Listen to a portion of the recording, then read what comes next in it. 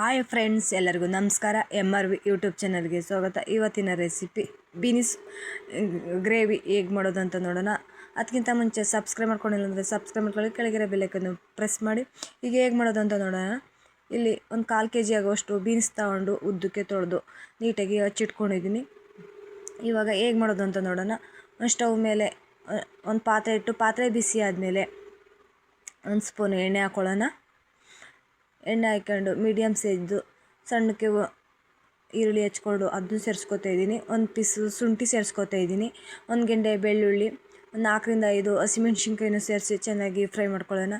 ಹಸಿ ಸ್ಮೆಲ್ ಹೋಗೋವರೆಗೂ ಚೆನ್ನಾಗಿ ಫ್ರೈ ಮಾಡ್ಕೋಬೇಕು. ಈ ಥರ ಫ್ರೈ ಮಾಡೋದ್ರಿಂದ ಸಾಂಬಾರೆಲ್ಲ ಚೆನ್ನಾಗಿರುತ್ತೆ. ಗೊಜ್ಜು, ಸಾಂಬಾರು, ಗ್ರೇವಿ ಎಲ್ಲ ಚೆನ್ನಾಗಿರುತ್ತೆ. ಈ ಥರ ನೀವು ಒಮ್ಮೆ ಟ್ರೈ ಮಾಡಿ. ಇವಾಗ 1 3 ಸ್ಪೂನು ಕಡಲೆ ಬೀಜನೂ ಸೇರಿಸ್ಕೊಂಡು ಚೆನ್ನಾಗಿ ಫ್ರೈ ಮಾಡ್ಕೊಳ್ಳೋಣ. ಹಸಿ ಸ್ಮೆಲ್ ಹೋಗೋವರೆಗೂ ಚೆನ್ನಾಗಿ ಫ್ರೈ ಮಾಡ್ಕೋಬೇಕು. ಒಂದು ಮೀಡಿಯಮ್ ಸೈಜು ಟೊಮೊಟೊ ತೊಗೊಂಡಿದ್ದೀನಿ, ಅದನ್ನು ಕೂಡ ಹಾಕಿ ಚೆನ್ನಾಗಿ ಫ್ರೈ ಮಾಡ್ಕೊಳ್ಳೋಣ. ನೀವು ಫ್ರೈ ಮಾಡ್ಕೊಳ್ದೇ ಹಾಗೆ ಮಿಕ್ಸಿ ಜಾರಿಗೆ ಹಾಕ್ಕೋಬೋದು. ಹಾಗೆ ಹಾಕೊಂಡ್ರೆ ಒಂದು ಸ್ವಲ್ಪ ಹುಳಿ ಅಂಶ ಬರುತ್ತೆ. ಹಂಗಾಗಿ ನಾನು ಫ್ರೈ ಮಾಡ್ಕೊತಾ ಇದ್ದೀನಿ. ಹುಳಿ ಅಂಶ ಅಷ್ಟಿರಲ್ಲ ಫ್ರೈ ಮಾಡಿಕೊಂಡ್ರೆ. ಇವಾಗ ತಣ್ಣಗಾಗಲು ಸೈಡಿಗೆ ಎತ್ತಿಟ್ಕೊತಾ ಇದ್ದೀನಿ. ಈಗ ಅದೇ ಪಾತ್ರೆಗೆ ಇನ್ನೊಂದು 2 ಸ್ಪೂನ್ ಎಣ್ಣೆ ಹಾಕಿ, ಒಂದು ಅರ್ಧ ಸ್ಪೂನ್ ಸಾಸಿವೆ, ಕರಿಬೇವಿನ ಸೊಪ್ಪು 1 2 ಕಡ್ಡಿ ಹಾಕಿ ಚೆನ್ನಾಗಿ ಫ್ರೈ ಮಾಡ್ಕೊಳ್ಳೋಣ. ಇವಾಗ ಹಚ್ಚಿಟ್ಕೊಂಡಿರೋ ಬೀನಿಸನ್ನು ಸೇರಿಸ್ಕೊಳ್ಳೋಣ. ಬೀನಿಸನ್ನು ಸೇರಿಸ್ಕೊಂಡು ಚೆನ್ನಾಗಿ ಫ್ರೈ ಮಾಡ್ಕೋಬೇಕು. ಇದು ಬೀನಿಸು ಎಣ್ಣೆಲೇ ಫ್ರೈ ಆಗಬೇಕು, ಆವಾಗಲೇ ಟೇಸ್ಟು ಚೆನ್ನಾಗೋದು. ಅಲ್ಲಿವರೆಗೂ ಚೆನ್ನಾಗಿ ಫ್ರೈ ಮಾಡ್ಕೊಳ್ಬೇಕು. 1 ಚಿಟಿಕೆ ಅರಿಶಿನ ಸೇರಿಸ್ಕೊಂಡು ಚೆನ್ನಾಗಿ ಫ್ರೈ ಮಾಡ್ಕೊಳ್ಳೋಣ. ಈಗ ಒಂದು ಪ್ಲೇಟು ಮುಚ್ಚಿ ಫ್ರೈ ಆಗೋಕ್ಕೆ ಬಿಟ್ಬಿಟ್ಟು ಈಗ ರುಬ್ಕೊಳ್ಳೋಣ. ಒಂದು ಮಿಕ್ಸಿ ಜಾರ್ ತೊಗೊಂಡು ಆಗಲೇ ಫ್ರೈ ಮಾಡಿ ಇಟ್ಕೊಂಡಿರೋ ಕಡಲೆ ಬೀಜ, ಈರುಳ್ಳಿ, ಶುಂಠಿ ಎಲ್ಲನೂ ಹಾಕಿ ಒಂದು ಸ್ವಲ್ಪ ನೀರು ಹಾಕಿ ಪೇಸ್ಟ್ ಮಾಡ್ಕೊಳ್ಳೋಣ. ಈ ಥರ ಪೇಸ್ಟಾಗಿ ಇದಾಗಿದೆ. ಇವಾಗ ನೋಡೋಣ. ಈಗ ಚೆನ್ನಾಗಿ ಫ್ರೈ ಆಗಿದೆ.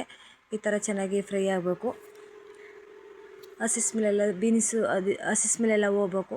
ಒಂದು ಸ್ವಲ್ಪ ಉಪ್ಪು ಹಾಕ್ತಾಯಿದ್ದೀನಿ ಸಾಫ್ಟಾಗಿ ಬೀನಿಸು ಬೇಯೋಕ್ಕೆ. ಈ ಥರ ಫ್ರೈ ಆಗಿದ್ಮೇಲೆ ಇನ್ನೊಂದು 5 ನಿಮಿಷ ಬೇಯಿಸ್ಕೊಳ್ಳೋಣ. ಮುಚ್ಚಳ ಮುಚ್ಚಿ. ಈಗ ಒಂದು 5 ನಿಮಿಷ ಆಗಿದೆ. ಇವಾಗ ಎಲ್ಲ ಸಾಫ್ಟಾಗಿ ಬೆಂದೈತೆ ಬೀನಿಸು. ಇವಾಗ ರುಬ್ಬಿರೋ ಮಸಾಲ ಸೇರಿಸ್ಕೊಳ್ಳೋಣ. ರುಬ್ಬಿರೋ ಮಸಾಲನ ಸೇರಿಸ್ಕೊಂಡು ಚೆನ್ನಾಗಿ ಮಿಕ್ಸ್ ಮಾಡ್ಕೊಳ್ಳೋಣ. ಇದರಲ್ಲೇ ಚೆನ್ನಾಗಿ ಮಸಾಲಲ್ಲೇ ಚೆನ್ನಾಗಿ ಫ್ರೈ ಆಗಬೇಕು ಬೀನ್ಸು. ಅಲ್ಲಿವರೆಗೂ ಚೆನ್ನಾಗಿ ಫ್ರೈ ಮಾಡ್ಕೋಬೇಕು. ಇದು ತುಂಬ ಚೆನ್ನಾಗಿರುತ್ತೆ. ದೋಸೆ, ಇಡ್ಲಿ, ಪೂರಿ, ಅನ್ನಕ್ಕೆ ಎಲ್ಲ ಚೆನ್ನಾಗಿರುತ್ತೆ. ನೀವು ಒಮ್ಮೆ ಟ್ರೈ ಮಾಡಿ. ಹೇಗಿದೆ ಅಂತ ಕಮೆಂಟ್ ಬಾಕ್ಸಲ್ಲಿ ತಿಳಿಸಿ. ಜಾರ್ ತೊಳೆದು ನೀರನ್ನು ಸೇರಿಸ್ಕೊಂಡು ಮಿಕ್ಸ್ ಮಾಡ್ಕೊಳ್ಳೋಣ.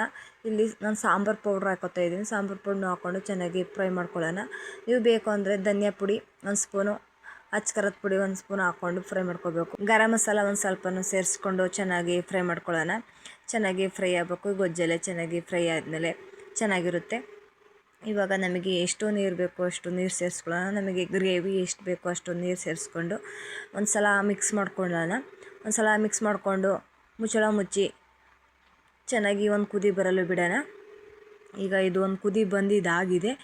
ಇವಾಗ ಒಂದು ಸಲ ಮಿಕ್ಸ್ ಮಾಡಿಬಿಟ್ಟು ರುಚಿಗೆ ತಕ್ಕಷ್ಟು ಉಪ್ಪು ಸೇರಿಸ್ಕೊಳ್ಳೋಣ. ಉಪ್ಪನ್ನು ಸೇರಿಸ್ಕೊಂಡು ಚೆನ್ನಾಗಿ ಒಂದು ಸಲ ಮಿಕ್ಸ್ ಮಾಡ್ಕೊಳ್ಳೋಣ.